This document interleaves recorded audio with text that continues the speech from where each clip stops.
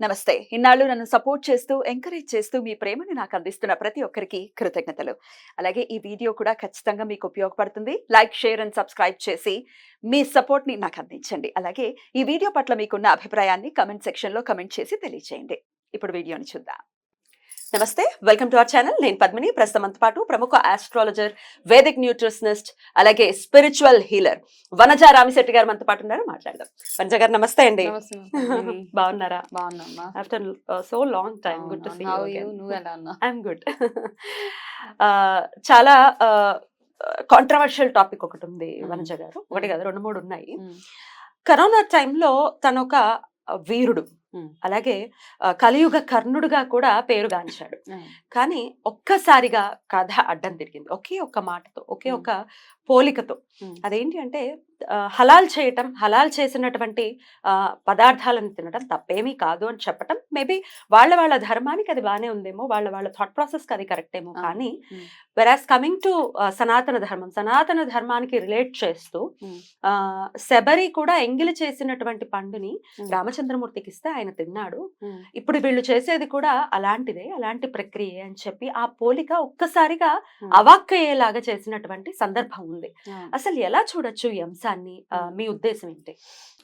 First thing ఏంటంటే ఎవరి ధర్మం వాళ్ళకు ఉంది. నువ్వు అన్నట్టుగా ఎవరి ధర్మం, ఇప్పుడు మన హిందూ ధర్మం ప్రకారం మనం అందులో ఏమేమి ఉన్నాయో, మన పురాణాల్లో ఏం రాస్తుందో, ఏ పూజ ఏ పద్ధతిలో చేయాలి, ఏ అమ్మవారికి ఎలా కొలవాలి, ఇవన్నీ మనం అదే ఫాలో అవుతాం. ఎక్కడ మనం క్రమం తప్పకుండా ఒకటి ఫాలో అవుతాం. సేమ్ థింగ్ వేరే కమ్యూనిటీస్లో కూడా, అది ఏ కమ్యూనిటీ మన బైబిల్లో ఏం చెప్పుందో ఆ మతం వాళ్ళు అదే ఫాలో అవుతారు. సేమ్ థింగ్ ఖురాన్లో కానీ వేరే ముస్లిమ్స్లో వాళ్ళకి ఏవైతే కొన్ని రూల్స్ ఉన్నాయో ఆ రూల్స్ని అది మాత్రమే ఫాలో అవుతారు. వాళ్ళు ఎక్కడ డీవియేట్ చెయ్యరు.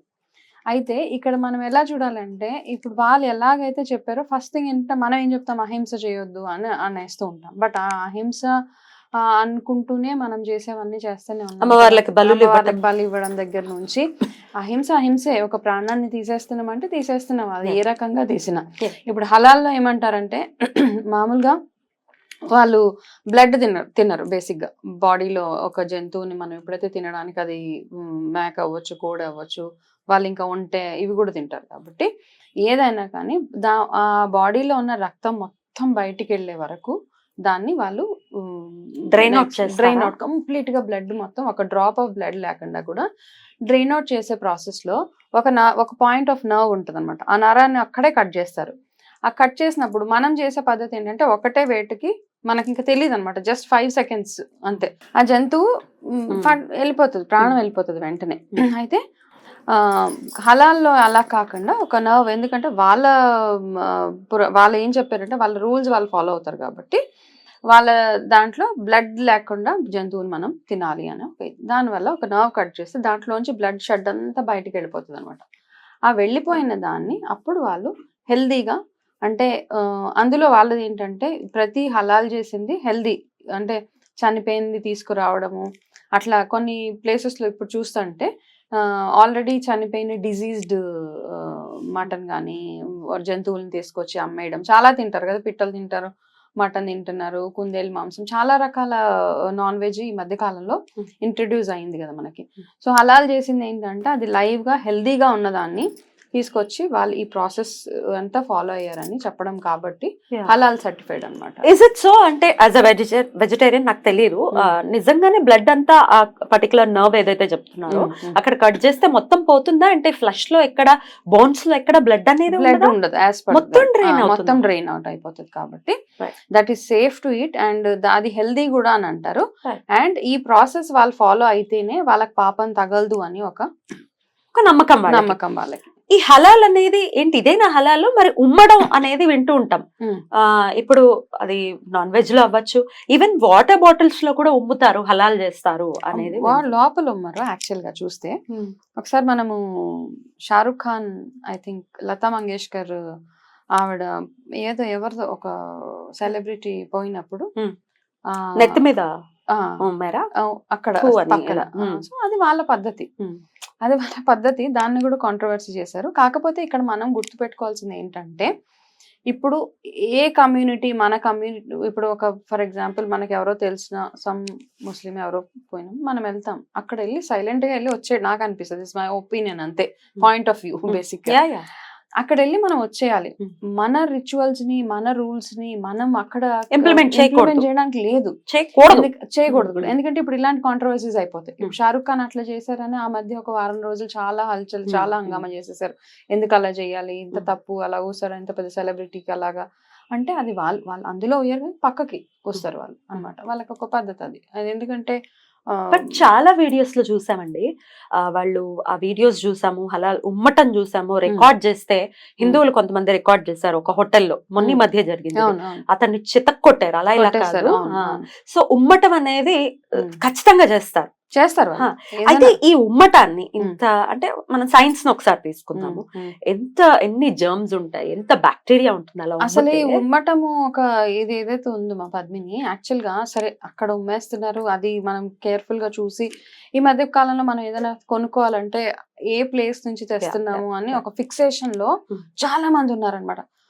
పలానా ప్లేస్ అయితే నేను తినను, బికాస్ ఈ వీడియోస్ అన్ని చూసి ఎట్లా తినగలము ఈ ఉమ్మటాలు. శబరి ఎంగిలి తిన్నారు అంటే కంపారిజన్, మనం అందరం శబరి అంత పుణ్యాత్ములమా?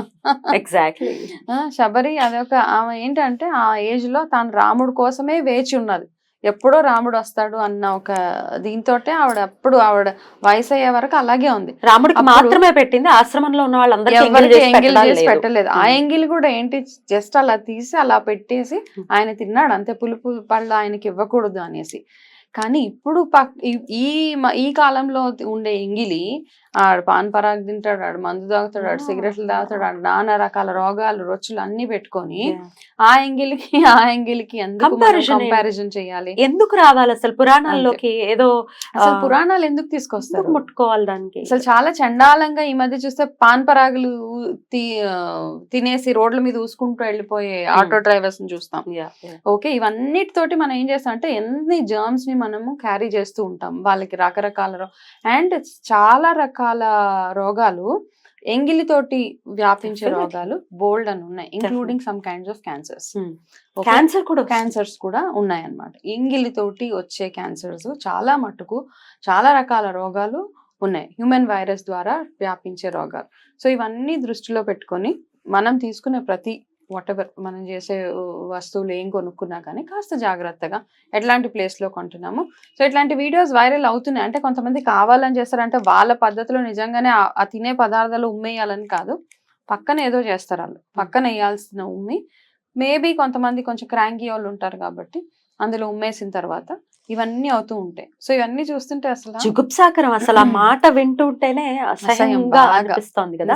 అయితే ఈ పర్టికులర్ గా ఈ సామాజిక వర్గానికి సంబంధించి రెండు బ్రాంచెస్ లాగా, రెండు శాఖల్లాగా చెప్పుకుంటే, రెండో మూడో నాకు I don't know exactly, but Shias and Sunny's అని ఇద్దరు ఉంటారు. నేను ఈ మధ్య చూసాను, షియాస్ కి సంబంధించిన ఆవిడ చెప్తోంది, మేము ఎప్పుడు సున్నీస్ చేసినవి మేము తినం, వాళ్ళు హలాల్ చేస్తారు, వాళ్ళు ఉమ్మింది మేము తిన్నాం ఏంటి అని వాళ్ళే అంటే, వీళ్ళు ఉమ్మింది మొత్తం వేరే హిందువులు గాని వేరే వాళ్ళు, అసలు ఎవరైనా హిందువులని కాదు, ఎవరైనా ఉమ్మడం అనేది ఎవరు వాళ్ళే యాక్సెప్ట్ చేయట్లేదు, వాళ్ళ ధర్మంలో ఉన్న విషయాన్ని వాళ్ళు యాక్సెప్ట్ చేయనప్పుడు హౌ కమ్ మనమందరం యాక్సెప్ట్ చేస్తాము? కరెక్ట్. ఈ పాయింట్ ని ఎలా చూడొచ్చు వంజ గారు? అంటే ఇప్పుడు బేసిక్ గా ఏంటంటే మనకి ఈజ్ అండ్ కన్వీనియన్స్ వైపే మనం ఎక్కువ మొగ్గు చూపుతున్నాం, మిగతావన్నీ మనకు అనవసరం. మన దాంట్లోనే మనం ఫాలో అవ్వాల్సిన రూల్స్ రిచువల్స్ ఫాలో అవ్వట్లే, టైం వేస్ట్లే, ఎందుకులే, ఎన్ని ఎవరు నమ్మేళ్లే, ఇట్లా అని మనము ఆ మైండ్ సెట్ లోకి వెళ్ళిపోతున్నప్పుడు వేరేవన్నీ మనం ఇంకా ఎట్లా చూస్తాం చెప్పి, ఎవరో ఒకరు ఇలాగ వచ్చి ఇప్పుడు ఏం లేదు, ప్రతి ఒక్క ఇష్యూ ఏదైతే ఉందో, ఎక్స్పెషల్లీ ఇంకా ఒక సెలబ్రిటీ వచ్చి ఏదైనా ఒక మాట అంటే అది పొలిటికల్ యాంగిల్లో కానీ, వాళ్ళని డీఫేమ్ చేసేసే యాంగిల్లో కానీ ఇట్లాంటివి అనవసరమైన హంగామాలు చేస్తూనే ఉంటారు. మేబీ అతను ఏం చెప్పాడంటే వాళ్ళ దాంట్లో రాసి ఉంది కాబట్టి వాళ్ళు చేసేది రైట్ఫుల్ గా, వాళ్ళకి రైట్, అది ధర్మబద్ధంగా చేస్తున్నారని వాళ్ళ నమ్మకం, అది వాళ్ళకి పాపం తగలకూడదు రేపొద్దున అని వాళ్ళు చేస్తున్నారు. దాన్ని మనము ఎవరి కమ్యూనిటీ వాళ్ళది. ఇప్పుడు మనలాగా వాళ్ళని చేయమంటే వాళ్ళు చేస్తారా? మనలాగా వెళ్ళి పూజలు చేయండి లేకపోతే మడి కట్టుకోండి అంటే వాళ్ళు చేయలేదు కదా. సో సేమ్ థింగ్ ఇప్పుడు దీన్ని అనవసరంగా మనం ఏదో పెద్ద ఇష్యూ చేసేసి, కాకపోతే మనకి ఉండే విచక్షణ మనకు ఉంచుకుంటూ మనం ఎక్కడ ఏం కొనుక్కోవాలి, ఏం తినాలి, ఎవరైనా కొత్త ప్లేస్కి వెళ్ళినప్పుడు, కొత్త కమ్యూనిటీలోకి మనం వెళ్ళినప్పుడు వాళ్ళకి ఇబ్బంది పరిచే పరిస్థితులు ఏమి తీసుకురాకుండా మనం సైలెంట్గా వెళ్ళి మనం ఎందుకు వెళ్ళాం ఎందుకు వచ్చాం అన్నది ఒకటి చూసుకొని వచ్చేయడం తప్పిస్తే దీన్ని ఎక్కువగా ఇష్యూ చేసేసి మనం భూతద్దంలో పెట్టి చూడడం అన్నది చాలా రాంగ్. కానీ సోను సూద్ డెఫినెట్ గా ఈ విషయాన్ని ఆ వ్యాఖ్యల్ని ఖచ్చితంగా వెనక్కి తీసుకోవాల్సినటువంటి పరిస్థితి ఉంది అని అంటారా? ఇప్పుడు ప్రెషర్ వేసేస్తే తీసుకోవాలి కదా, తీసుకోవాలి తప్పదు. ఇంకా అంటే పురాణాలతో కంపారిటివ్ గా మాట్లాడటం, పురాణాలతో కంపేర్ చేయకూడదు. డెఫినెట్ గా అది వేరే ఇది వేరే. ఇక్కడైతే పురాణాలు ఎందుకు వస్తున్నాయి యాక్చువల్ గా? నువ్వు వాళ్ళ బుక్ లో ఏం రాసుంది, వాళ్ళ బైబిల్ వాళ్ళ ఖురాన్ లో వాళ్ళ వాట్ ఎవర్ వాళ్ళ రూల్స్ బుక్ లో ఏదైతే రాసుందో అక్కడ వరకే మాట్లాడదాం మనం. దెర్ ఇస్ నో కంపారిజన్ ఇక్కడ. అట్లా కంపేర్ చేసుకుంటూ పోతే ఎన్నో రకాల కంపారిజన్స్ చేసుకొని మనము అంటే బ్యూటిఫుల్ గా మన ఇండియా ఉండేది ఇప్పటికి చూస్తే. ఆ కంపారిజన్సే మనం చేసుకోవాలి. అంటే ఒకప్పుడు లాగా పద్ధతులు లేవు, ఒకప్పుడు లాగా ఏమీ లేవు. సో అన్ని కంపేర్ చేయాల్సిన పరిస్థితి. కాబట్టి అట్లాంటి కంపారిజన్స్ ఇట్స్ నాట్ యాక్సెప్టబుల్ ఉంది. కాబట్టి అవన్నీ ఏదో మేబీ అంటే వాట్ ఎవర్ డిమాండ్ ఎవరైతే రేజ్ చేశారో డెఫినెట్ గా రేజ్ చేయాల్సినటువంటి పరిస్థితి ఉంది అని చెప్పి హిందువులు ఎవరైతే ఉన్నారో చాలా చాలా పర్టికులర్ గా ఈ సో కాల్డ్ హిందువులు అనగా లేకపోతే సెక్యులర్స్ అనాలా ఏమనాలో తెలీదు, వాళ్ళైతే తను అన్నిన దాంట్లో తప్పేంటి అని ఆయనని సపోర్ట్ చేసే కొంతమంది హిందువుల్ని కూడా అబ్జర్వ్ చేయడం జరిగింది. ఆ పర్టికులర్ పోస్ట్ కి ఆయనకి సపోర్ట్ చేస్తూ కొంతమంది ఉంటారు. ఎందుకంటే ఆయన ఒక హీరో ఫిగర్ ఇప్పుడు కాబట్టి ఆ హీరో ఫిగర్ ఏం చేస్తామంటే మేబీ ఆయన చేసిన అన్ని మంచి పనుల్లో ఒకటి ఏదో ఐ వాష్ అంతే. దీన్ని ఎందుకు ఎక్కువగా ఇది చేస్తా? Maybe he's a very good person, very wonderful hero, real hero కదా. ఆ రియల్ హీరోకి ఇలాంటి కష్టం వచ్చినప్పుడు అందరూ రివర్స్ అయ్యే కంటే ఎవరో కొంతమంది ఆయనకి సపోర్ట్ చేస్తూనే ఉండాలి. Of course for all the good things we all also still support him. But ఇట్లాంటివి వచ్చినప్పుడు కొంచెం కేర్ఫుల్ గా ఎంత పెద్దవాళ్ళైనా అది ఏ లెవెల్లో ఉన్నా పెద్ద పెద్ద అంటే హై లెవెల్ ఆఫ్ విజ్డమ్ ఉన్న వాళ్ళు కూడా అట్లాంటి మాటలు చిన్న చిన్న తప్పిదాలు చేసే ఉంటాయి. సో తప్పులు సహజం కదా, ఏదో మాట దొల్లేస్తుంది, ఏదో చూడనట్టుగా. వంజ గారు ఎంత మంచి వ్యక్తి అయినా, ఎంత ఇంకా రమణులు లాంటి ఒక వ్యక్తి అనుకోండి, లేకపోతే అసలు ఇంకా ఆయన ఒక ఆది పురుషుల్లాగా మనం చూసినప్పటికీ ఒకవేళ ఆయన చేతి మీద ఏదైనా పుండు వస్తే అయ్యో నా చేతి మీదే వచ్చింది ఓ పుండా అని చెప్పి దాన్ని దాచుకోరు, దాన్ని ఎవరు తీసుకోరు, దాన్ని కట్ చేయాలి అంతే. డెఫినెట్ గా ఒకవేళ నీ నుంచి తప్పు వస్తే డెఫినెట్ గా దాన్ని వెనక్కి తీసుకోవాలి, దాన్ని అక్కడికి స్టాప్ చేసేయాలి. దట్ ఈస్ వాట్ అంతే కదా. But he remains as a hero in everybody's heart. అదైతే ఉంది, అతను హీరో లాగానే ఉంటాడు. అది పోగొట్టుకోకుండా ఉండాలి అనేది. దీన్ని అనవసరంగా పెద్దగా లాగేసి దీన్ని ఏదో మాకేం కావాలో అది ఇచ్చేస్తే అయిపోద్ది అక్కడ. డెఫినెట్లీ ఒక చిన్న అపాలజీ డెఫినెట్ గా, ఎందుకంటే అది మా కోసం కాదు, అది కావ్యం. అంటే మనము రామాయణాన్ని ఎంత కనెక్ట్ అయిపోయి ఉంటున్నాం కదా, ప్రతి ఒక్కరు మార్నింగ్ లెగిస్తేనే మనం అందరం చిన్న దగ్గర నుంచి పెద్ద పిల్లల పెద్దవాళ్ళ వరకు మనం సో కనెక్టెడ్ టు రాముడు, రామాయణం, ఆ రామనామం. ఇంకా ఈ మధ్య కాలంలో ఇంకా ఎక్కడ చూసినా రామనామం. ఎగ్జాక్ట్లీ మన గమనానికి ఒక దిశా నిర్దేశం రామాయణం, అందులో ఎటువంటి సందేహం లేదు. డెఫినెట్ గా వెనక్కి తీసుకుంటే మర్యాద పూర్వకంగా ఉంటుంది అనేది చిన్న మన. అంతకు మించి is a hero for all. ఈ విషయంలో కొంచెం డెఫినెట్లీ. థ్యాంక్ యూ వనజ గారు, చాలా చక్కగా బ్యాలెన్స్డ్ గా మాకు మీ ఒపీనియన్ ని తెలియజేస్తున్నందుకు థ్యాంక్ యూ అండి. నమస్తే.